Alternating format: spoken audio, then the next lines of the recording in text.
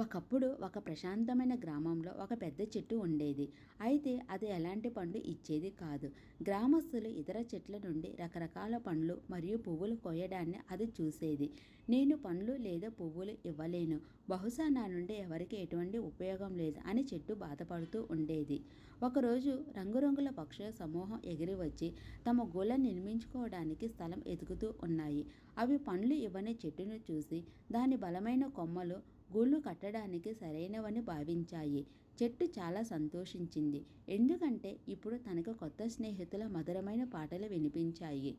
తర్వాత వేసవి వేడి పెరిగే కొద్దీ అలసిపోయిన తేనెటీగల సమూహం అక్కడికి చేరుకుంది. అవి చెట్టు యొక్క చల్లని నీడను గమనించి అక్కడ విశ్రాంతి తీసుకోవాలని నిర్ణయించుకున్నాయి. తేనెటీగలకు సౌకర్యవంతమైన స్థలాన్ని అందించానని చెట్టు ఆనందించింది. తర్వాత కొంతమంది పిల్లలు అక్కడ ఆడడానికి వచ్చారు. వారు నవ్వుతూ పరుగులు తీస్తూ చెట్టు చుట్టూ దాగుడుమూతలు ఆడారు. పిల్లల నవ్వులో వారి ఉత్సాహం చెట్టు హృదయాన్ని హత్తుకున్నాయి.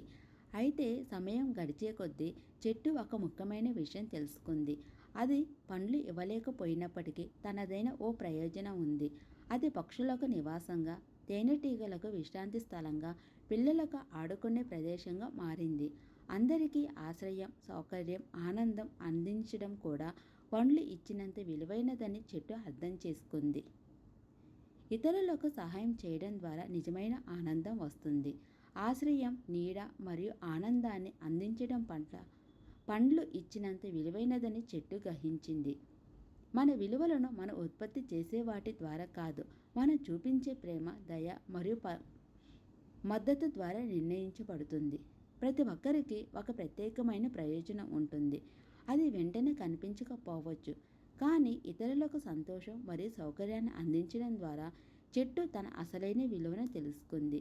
నిజమైన విలువ దయ, నిస్వార్థత మరియు ఇతరుల జీవితాల్లో మార్పు తీసుకురావడంలోనే ఉంది. ఈ స్టోరీ మీకు నచ్చిందంటే లైక్ చేయండి.